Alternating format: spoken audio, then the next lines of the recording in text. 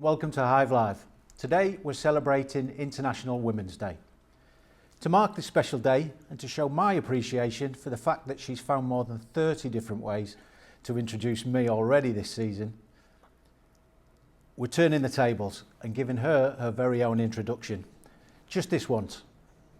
Now, before I start, I want to remind you that I was part of that 99 team that won promotion to the Premier League, and I did score that goal at Liverpool. So bear with me, this is not as easy as Emma makes it look. Having attended her very first Watford game at the age of 7, she became the Premier League's first female stadium announcer back in 2015.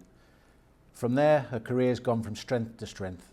She's now part of BBC's Match of the Day's presenting team, one of the hosts of the iconic 606 phone-in on 5 Live, and was FIFA's very own stadium announcer for the entirety of the 2018 World Cup finals in Russia. With that being said, it's a very, very warm welcome to a truly excellent person, Emma Saunders. Aww, how touching. I will never ever mention the goal for Stoke City ever again. I never mentioned that. I never mentioned that you prefer Tommy Smith to Tommy Mooney. I know, I was waiting for you to put a little dig in there somewhere, but it never came. So, thank you. It was a very nice way to start the show.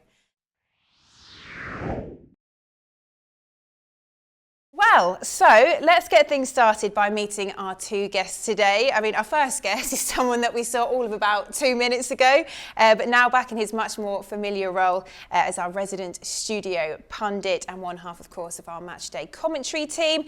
It's a very good morning to Tommy Mooney. Good morning. Hello. I mean, having read that introduction just now, do you fancy sitting in this chair permanently? Absolutely not. Thank you very much. I'm more than happy where I am. Well, great to have you with us again this morning, Tommy, as we build up to this lunchtime kickoff. And time to meet our second guest now, who is someone that we are really, really delighted to have with us here today. Having joined the Watford Centre of Excellence back in 2008, she went on to enjoy a spell with Arsenal, where she was part of the side that won the FA Youth Cup trophy back in 2013 before returning home to the Hornets in 2015. She's Watford Women's longest serving player and has managed to do all of this and she's still only 24 years old. So making her Hive Live debut today, it's a very warm welcome to Adekite Fatuga-Dada. Hello. Hi, how are you? Thanks how about that for an introduction? I know, that's mental. It's crazy. It's a good intro. It's nice to hear. So, just a reminder, as Tommy mentioned at the very top of the show, we've mentioned a couple of times since, today we are marking International Women's Day here on Hive Live. So it's actually on Monday, the 8th of March, and it's a day that celebrates the social, economic, cultural and political achievements of women throughout the world. So as part of that, we're going to be dedicating the next part of the show to women in sport and women in football specifically. So, Addy, we will come to you first. We've already said about how you joined the Watford Academy back in 2008, I think it was. But how did it all start for you? How did you even get to that point? Because it was just so different, wasn't it? Even 10 years or so ago now to what girls face now trying to get into football. It was a lot harder. It was back then. I mean, I started off just playing football with my uncle, and then I went to school and, you know, we'd just play football in the playground, and I was the only girl that played football in the playground, so that in my head meant I was the only girl in the world that played football. But yeah, no, it was, I think I went to a Safer Neighbourhoods programme in Harrow, and someone came up to me and said, "Oh, you know that you can go and play for Watford Academy, Centre of Excellence at the time."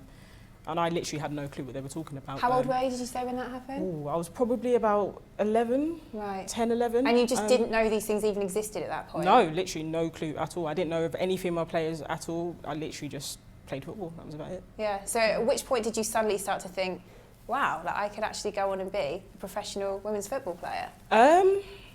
That was probably a bit more recent than when I was younger. I think probably when I was under 17s at Arsenal, probably I started to look at it and think, oh wow, maybe, you know, there could be something in the future here in football. And I think that's amazing to see, you know, how far we've come, that, you know, we can make a living out of playing football, which to me is the best job in the world. So. Yeah, and just as well you did pursue it, because wow, what a goal that was.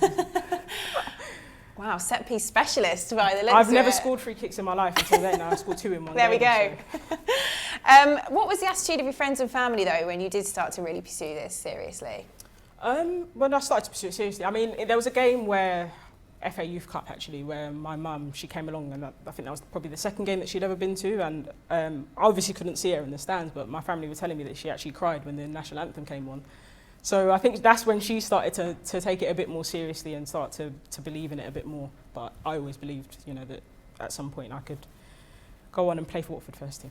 And just how much do you think that's changed now? When you see girls that would have been your age, like 10, 11 years old, do you think to them it's just totally different now? It's something that they'll already be aware that, you know, you've got all these different WSL teams and that there's a pathway for them, because that's what it boils down to, really. There wasn't a clear pathway in front of you. Yeah, no, there wasn't. And I think now, obviously, you can go to watch women's games now. You can go watch live. I mean, obviously not in these times of coronavirus and stuff, but yeah, you can go to games and you can idolise players now. And like I said before, I didn't really know any women's players. So for me now to be someone for these kids to look up to is amazing. And yeah, how does that make you feel? It's weird because I used to look up to loads of male players, and now players are asking for autographs from me, and I almost don't get it. But no, it's nice, and it's a great experience. Yeah. I can't put it any other way. What's your take on it, Tommy? Because I think as women, we certainly feel as if there's been these huge strides made. But speaking as a man, is that how you see it as well? No, I think it certainly, along TV coverage, radio coverage, everything about the women's game has, for me, really improved over the last couple of years.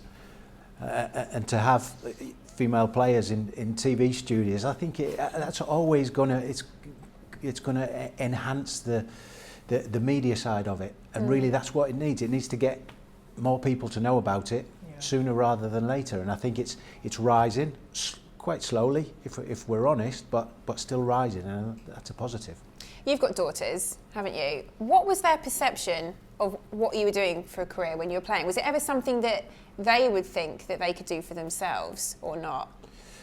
I'm not sure. I think they just thought it was normal. It's Dad's job. Yeah. That's how it was. But was there never a question though that could we do something like that? Well, but actually, Bailey played until she was about 16. Right. She really enjoyed it. So I used to take on a Sunday morning. I'd be taking my son to play for Villa's Academy, and then on a Sunday afternoon, my daughter would play. So yeah, it was a little bit different. It was a pretty full-on football house, to be honest, and it was, even on my days off, I was surrounded by football, whether it be my daughter or my son. If she'd wanted to properly pursue a career in football, what would you have said back then? I think back then there wasn't the media focus, and there wasn't like you say, there wasn't that many girls teams.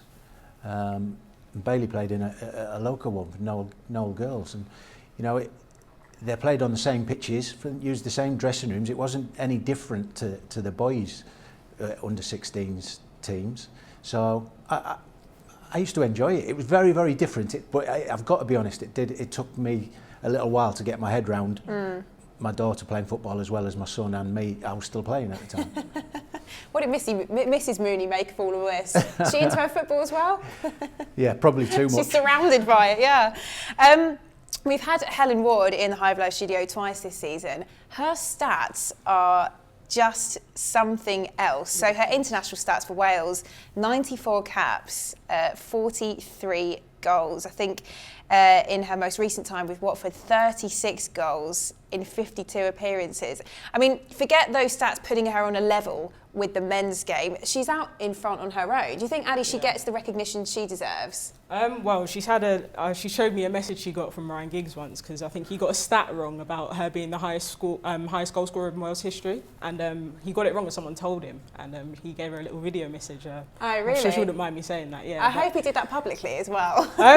Well, I don't know actually. I think it was just a private message to her to say sorry. But no, I think she's definitely out there on her own, and she's an inspiration to me as a teammate. I look at her and I want to achieve. If I could achieve half of what Helen's done, then I'd be doing well. So. Yeah, I mean, speaking as a male yourself, Tommy, a former professional player, do you take your hat off to what she's done? Statistics don't lie, and her career has been and still is continuing to break barriers, and I think that's brilliant. And so you have her in here, and she just talks about goals. I mean, my ratio wasn't bad, but compared to Helen's, I look like a left back. In terms of growing the profile of the women's game, we've already alluded to the fact that it has come on leaps and bounds, but where do you think we're at and how far do you think there is to go, really, Addy? I think we're at the start. We're nowhere near the end, or even really near the middle. I think, we're still, like Tommy said, we're slowly growing. I think more exposure can only be a good thing. You can never be too exposed to the game, and I think, people just need to give it a chance, I think.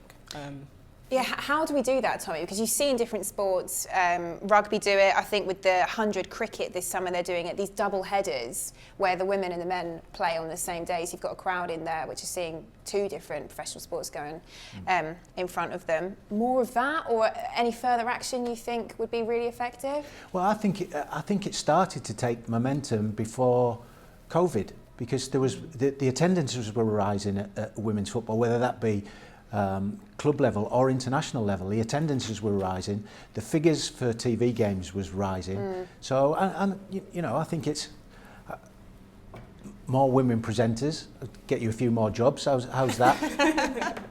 Say a bit louder. Yeah.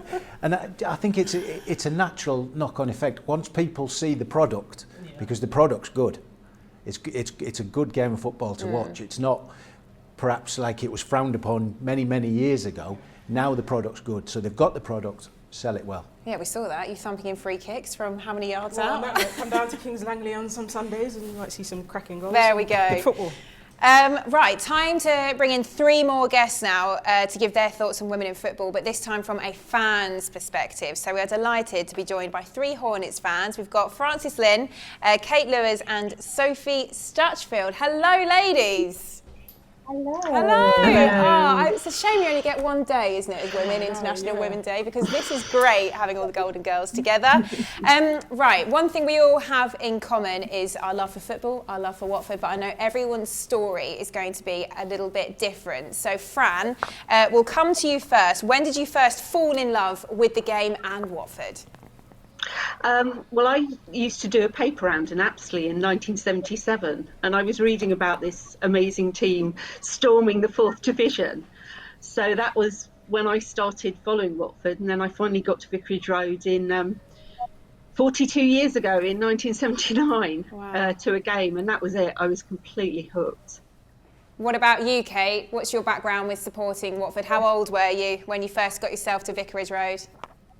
I think I was about 9 when I first went. It was actually towards the end of Tommy's Watford career, and I didn't really enjoy going. Nothing personal, Tommy. It was something that we did as a family, that we were just sort of dragged along, because at 9 you have no other option to do what your parents say. It wasn't really until I started going to uni and I suddenly realised how much of a home Vicarage Road had felt to me. So then going back, I was like, oh yes, this is me now. This is my passion. Yeah, I think, Sophie, that's something we're so lucky with, really, with Watford, isn't it? It's a family club. It's so welcoming. And, when we all look back to when we were very young and going to football matches, it wasn't something you saw very often, was it? Young girls. I mean, I was only, 7 or 8 years old when my dad first took me to Vicarage Road. And when you look back, did you feel as if it was a really safe environment to be in? Yeah, completely. My experience started actually playing on the pitch.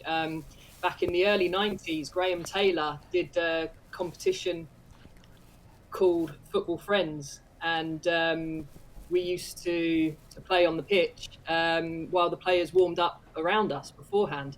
And then then we was allowed to watch the game in the stands as well. And it was only ever a great experience. The people coming in before the game would only ever cheer us on. Yeah, Fran, when you look back, did you always feel comfortable going to football matches at the very start, or were you very conscious of the fact you were quite outnumbered? We were outnumbered, but I think I was going to football in the late 70s, early 80s, which was a very different experience to what it is now. So it was scary going to football in those days, and I still can't believe my parents let me go because they were quite protective. But it was scary going to football anyway. And I don't think it was particularly worse being a woman. And in fact, you probably were less likely to get into a scrap being a girl. What about UK? How do you look back on it, especially the experience with away grounds? Because that's so different again, isn't it? It really is. I think there is a bit of a divide, because I've never not felt safe at Vicarage Road, because it always has been since I've been going a family club. But going to an away ground, you're going somewhere unfamiliar anyway. I guess I'm a slightly anxious individual. Yeah. So going somewhere I don't know, you've already got that heightened sense of anxiety, but you don't know how you're going to be received, I suppose, and whether there's actually going to be any female representation there, because more often than not you've got male stewards as well as then men on the pitch and men everywhere. So I was thinking about it, I've never actually been to an away game by myself, and I've always gone with a man, and I don't know what that says, but that there is that additional layer of security for me, I suppose. Yeah. I think it's very true. Even though our experiences are all slightly different, we definitely share things in common there, especially with the early days of going to watch football. Tommy, from a male player's perspective, and I suppose now moving on to the media side of things, you've touched on it already, there does seem to be more of a female presence. I mean, here in the studio today, you're outnumbered. But do you think, how impressed have you been by the way things have come on from that perspective, and how much more there is to do? Yeah, I think, how much more is there to do to get to a point where we don't talk about it because you don't notice it? I think that's the key to it. It's the relevance of us sitting around a table in front of TV cameras essentially. It's a game of football. It doesn't matter who's playing it, who's presenting it, and who's talking about it. We just are. Yeah. And I think to get to that point, I think we're a fair way off of it, but we will get to that point. Yeah, I totally agree with that, because here in the Hive Live studio, it's something that I'm never ever conscious of, that I might be the only woman in the room, which more often than not has been the case. But I suppose you just want that to be the case everywhere, don't you? And that it's not even a conversation starter or something to be debated. Emma Hayes, the current Chelsea women's manager, has been linked with a number of managerial positions within the men's game, Addy. Mm-hmm. What's your take on that? Do you think that could be a good thing? Do you think it'll happen eventually? Yeah, I think so, because you look at her credentials, and she's, I think she's a UEFA Pro licensed coach, and that's the highest you can get. So she's definitely well equipped for the jobs. So yeah, I think it shouldn't be a weird thing, or a big news story that she's linked to a job. I think it's just she deserves to be. How do you think it would be received by male players, Tommy? I think once somebody breaks that barrier, then it'll be closer to becoming the norm. But you mentioned a coaching qualification. That's not a coaching qualification in women's football. Yeah. That's a coaching qualification, UEFA. The game generally. Pro licence. Yeah. It's irrelevant of men's or women's game. So, she's more than entitled to apply for jobs like everybody else is. Yeah. What about you, ladies? Sophie, we'll come to you next, because I think Kate mentioned she's noticed generally there's far more female presence at football stadiums now, whether that be stewards, women in the press box, even in the director's box. But would you like to see a female football manager into the men's game? Definitely. I think it's all about quality. So long as they're good enough, there's no reason why they shouldn't be. I think, you mentioned about women coming into sport in America. When it comes to women playing, we tend to be anything up to about 10 years behind America in terms of how big the game is and the investment into it. So I think it's going to happen, but I still think we're probably a few years away from that just yet. What's your take on it, Fran?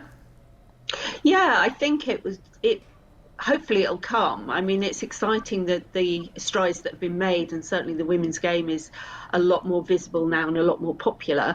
And I think, seeing representation, seeing people like you and Addy, that's a very positive thing, and I'm sure it will grow. Tommy, when we look back, you would have played under Karen Brady, who was the football's first female MD at Birmingham back in 1993, almost 30 years ago. She was 23 when she was appointed for that job, which is quite something. But you tell us, back then, how was that received? What was the players' view on that situation? First and foremost, she was ferocious. I don't think that's changed. No difference. the biggest compliment I could pay Karen is if I was the owner of a business, I'd get her in to run it, because she was very, very good at her job. She didn't see personalities in a football club. She just saw the numbers on a piece of paper, and that was her job. So she was very good at her job, but she knew she never ever visited the dressing room. She'd come to the training ground and the match and the stadium, whereas David Gold and David Sullivan, they'd come into the dressing room beforehand and make sure that they told us what sort of result they wanted on that day. And when they're the owners, you can't tell them to leave. Right, we are edging closer towards kick-off here at Vicarage Road, so just moving on to sort of the final part of this conversation. The campaign theme for this year's International Women's Day 2021 is Choose to Challenge. A challenged world is an alert world, and from challenge comes change. So each of you ladies, I think, have an example of a way in which you'd like to challenge a situation as it stands today with making a longer term change within football. So Fran, we'll come to you first. So I think the challenge is to have more women in positions of power in the game, and I hope that will continue to happen. You know, the visibility, certainly in the press boxes with people like you know, Jackie Oatley, Ellie Oldroyd. So I think that is growing, and that's a very positive thing. And the more representation there is, the more it becomes the norm, and the more people will accept it and enjoy it. And the young girls will see that as an opportunity for them as well when they see other women in those positions. Yeah, I think exactly that. We said that with Addy a little bit earlier on, that now these young girls have role models like Addy to look up to and a much clearer pathway, which we didn't necessarily have. No. For you, Kate, what have you chosen to challenge? I think for me it's about, I hate that it comes back to money, but it's about the funding that goes into women's sport. Just so that there are those equal opportunities, because like you say, it just wasn't there for me. It wasn't even a possibility, even late 90s, early 2000s. So really just calling people out, I suppose, when the big sponsorships go to the men's teams and not the ladies' teams. The primetime TV slots don't go to the women. Why shouldn't they? We need to be seeing these ladies setting positive examples so that we have female role models and not just the men role models. Yeah, no, I think it's been a really, really big case of that over in the States, hasn't there, with the funding of the women's and the men's international teams over there. We don't have time to get into that now, but it's definitely worth looking up. And for you, Sophie? Yeah, I think kind of very similar just to the previous comment in that I think the media have a massive part to play in this, you know. When Sky Sports started funding the Premier League in the early 90s, it just completely exploded and took off. So we're starting to see more women in sport on TV now, and if that can become more of the norm and more of a regular entertainment thing that we can watch, then I think that's only a good thing.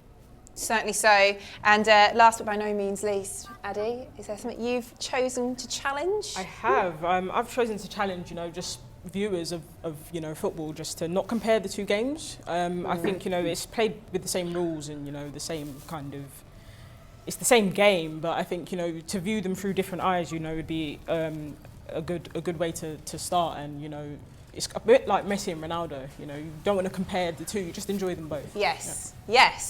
With that, I'm so sad to say we're going to have to say goodbye to our guests that have joined us virtually here. So thanks so much for your time, Fran, Sophie and Kate. It's been great to see you ladies. I can't wait to see you in the flesh here in person at Vicarage Road, hopefully very soon. Click here for more videos.